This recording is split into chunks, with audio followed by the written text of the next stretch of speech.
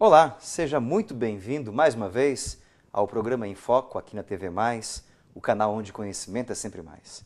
O programa Em Foco, como vocês sabem, possui a intenção de focar em temas da existência, da problemática humana, enfim, em temas que estão ao nosso redor, nos questionando, nos levando à busca e ao saber. E hoje nós vamos conversar com o professor Vicente Gasparini. Ele é economista, é mestre em engenharia da produção, e nós vamos conversar sobre justamente as suas viagens internacionais que ele fez, para perceber o seu olhar de professor sobre a realidade de outros países, que pode ajudar a compreensão de nossa própria realidade. Professor, seja muito bem-vindo ao nosso programa, uma satisfação em tê-lo aqui. Há muito que tenho ouvido falar das suas viagens, das abordagens que o senhor faz sobre suas viagens, a visão que o senhor teve lá. Para começar então, professor, que país o senhor viajou, que ano que foi, como é que foram suas viagens? Bem, é um prazer estar aqui com vocês, né, falando sobre esse trabalho também que considero. Nos 2 últimos anos, em 2 viagens, eu tive a oportunidade de conhecer 8 países da Europa, incluindo países do leste europeu e também do oeste europeu. Que países foram esses que o senhor visitou? A Alemanha, República Tcheca, a Eslováquia, a Hungria, a Polônia, a França, a Suíça e a Itália. Fez um turnê realmente por aí, né? Em 2 momentos. Não foi possível fazer uma oportunidade porque eu tinha o desejo também de separar para poder fazer essa comparação e também comparar com a nossa realidade social e educacional. Desses países que o senhor visitou, tanto do leste como do oeste europeu, que países te chamaram mais atenção, que trouxeram mais, que ainda hoje traz lembranças para o senhor? Bem, em termos organizacional, a Alemanha, ela simplesmente é incomparável, né? É impecável? É impecável. Conforme se comenta, os alemães eles são extremamente organizados, tudo funciona muito bem. Eles são rígidos, mas ao mesmo tempo muito educados, né? E atendem muito bem a todas as pessoas, né? E demonstram essa organização. Eles fazem questão que você perceba que ele é organizado. O senhor andou de metrô, no trânsito? Como é que é o trânsito alemão? Olha, é o seguinte, ele é organizado, só que eles são muito apressados, né? Apressados? Sim, as rodovias, por exemplo, os carros andam a 200 por hora. Também, com carro alemão, quem não anda a 200? Só que tem, né? Tem limite, né? Fluidez, né? Para o tráfego e tudo mais.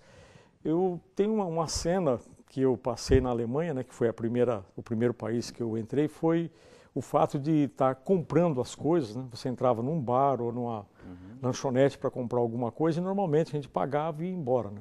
2 vezes eu fui abordado na rua para voltar para pegar a nota fiscal, né?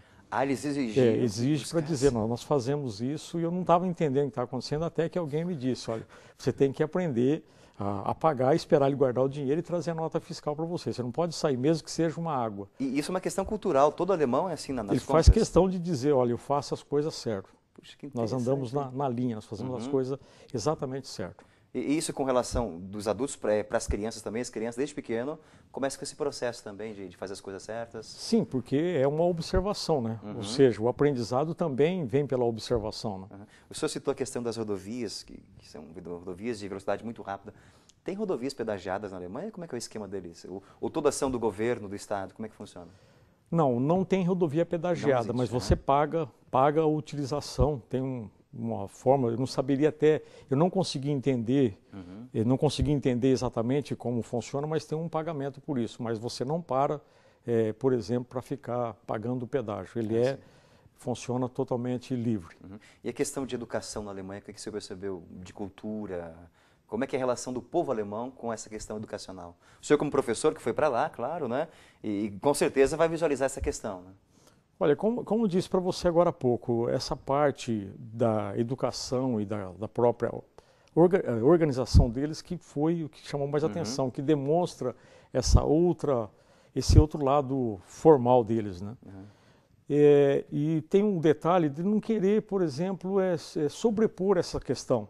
Se você analisar, por exemplo, recentemente, o ano passado, naquela crise da Grécia, a Alemanha ajudou a Grécia, mas para ela não ficar tipo, olha, nós demos o dinheiro para vocês. O que eles fizeram? Chamaram o FMI, deram o dinheiro para o FMI e falou, vai lá e socorre aquele país. Eles estão tentando, né, para limpar essa imagem do passado, do nazismo e tudo mais, continuar fazendo isso, mas de forma não sobrepondo a outros países. E ainda é presente a questão, esse estigma do nazismo entre os alemães? Ou não?